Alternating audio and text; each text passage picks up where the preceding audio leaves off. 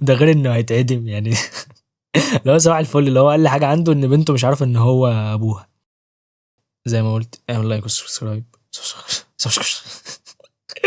المهم اعمل لايك وسبسكرايب، تخليك انت والشخصيه فردتين في الباس كده. فقلت حزن بقى على دماغ ميتيني. خش اعمل قهوه بقى، يلا يلا عيش لك بقى يلا. فتقول ايه ده يعني، انا ممكن ابقى كاتب؟ عادي يا اسطى، ما فيهاش حاجه. كنزي مدبولي عملت روايه يعني، صباح الفل. بقي شاي عشان ايه نظبط القعده. وعربيه تعدي عادي من تحت، ولا موتوسيكل. زي الفل زي الفل. يا ساتر يلا. عامل ايه يا اخويا؟ اتمنى تكون بخير.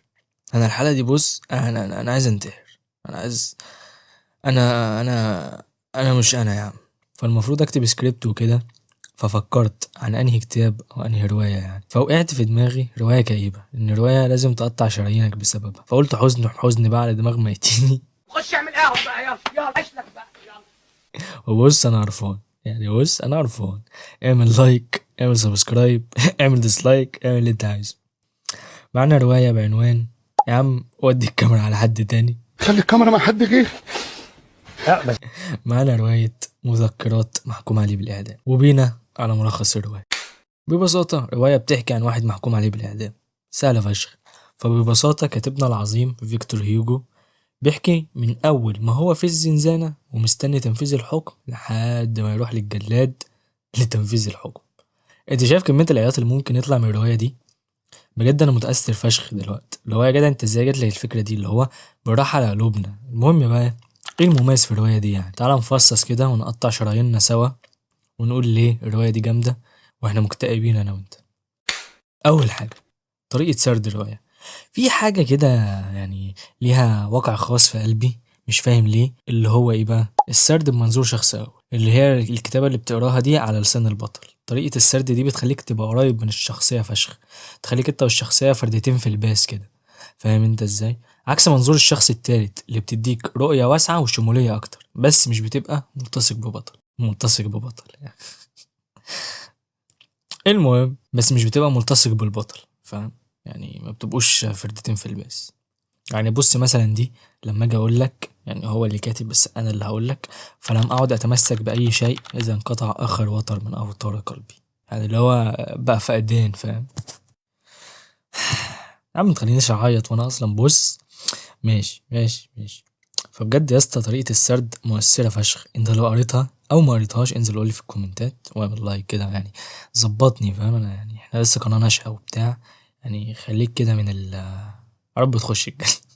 انا عايز لاشعات اوي. فالمهم السرد فاجر. تاني حاجة، جمال عبارات فيكتور هيوجو. انا كخربوش مقتنع فشخ ان لما يحصل ترجمة المعاني مش بتوصل اصلية 100%. زي مثلا لما اقولك روح شطفها وتترجم انجليزي مثلا، مش هتدي نفس المعنى، فاهمني؟ لكن في الحالة دي فرنساوي يعني مثلا ايه، كسكليادا لابوي مثلا، فاهم؟ وتترجم انا مش هتوصل لي 100%، فاهم؟ انا ليه بعرف كل ده؟ لان ببساطة الرواية مترجمة ومؤثرة فشخ يا جدعان. امال لو انا بفهم فرنساوي زي زعيم عادل شكل احس بايه؟ فعبارات فيكتور هيوجو جامدة فشخ يا جدع. يعني بص مثلا خد عندك في اخر الرواية طلب يشوف بنته. انت عارف ان المحكوم عليه بالاعدام له طلب كده قبل ما يموت يعني. وفعلا ناس كريمة جابوا له بنته. فالبنت قاعدة، هو عمال يحضن ويبوس فيها بنته يعني، وهو خلاص هيموت. ففي السرد الرواية البنت بتبص للخادمة بتاعتها الناني بمصطلح دلوقتي، وكأنها بتقول مين ده؟ فسألها انت عندك اب يا ماري؟ ماري دي بنت يعني لو نسميها كده. قالت له ايوه. قالت له طب هو فين؟ قالت له مات. اللي هو يا دين امي يعني، انا عايز اعيط دلوقتي يا عم. لو بنتي تبقى تقول لي انا ميت يعني، لا انا عايز اعيط يعني، ستوب الحلقه يا ابني. بس كده رحت عيطت وجيت. المهم شايف يا جدع القسوه والحزن. لا وبعدين الاب بيقول لها انا ابوك يا ماري، تحبي تكون ابوك تحبي تكوني تحبي اكون ابوكي؟ فتخيل قالت له ايه اوسخ حاجه جت في دماغك يا جدع؟ قالت له لا ما احبش، ابويا احلى منك. يا عم بقى ما تخلينيش اعيط يا عم بقى. يا عم خلاص في النبي بقى. ودي يا عم الكاميرا على حد تاني. فتالت حاجه، المناجاة الذاتيه. ايه هي المناجاة الذاتيه؟ بص يا عمنا، ببساطة ان الشخصية اللي في الرواية تكلم نفسها. ازاي بقى الكلام ده يا عمنا؟ بص، شفت مثلا وانت بتفكر في حاجة؟ اكيد ما شفتش، يعني هتشوفها ازاي ما هي جوه دماغك. انا لا مؤاخذة، لازم ابطل خفة الدم. المهم ان المناجاة بقى هي تفكيرك ده لو طلع على ورق. فتقول ايه ده؟ يعني انا ممكن ابقى كاتب؟ عادي اصلا، ما فيهاش حاجه. كنزي مدبولي عملت روايه، يعني صباح الفل. ف 100% انت ممكن تبقى كمان كاتب. فبرضه فين جمدان المناجاه يعني؟ بص دي وحياة امك يعني انا هقطع شرايين يا عم. يا عم بقى يا عم، من ذا الذي سيفعل لك هذا يا ماري بعد الان؟ من ذا الذي سيحبك؟ ان كافه الاطفال في سنك سيكون لهم اباء الا انت يا ماري. كيف تفقدين يا ابنتي عيد راس السنه والهدايا واللعب الجميله والحلوى وقبلات؟ انا عيط. كيف تفقدين أيتها اليتيمة البائسة عادة الأكل والشرب؟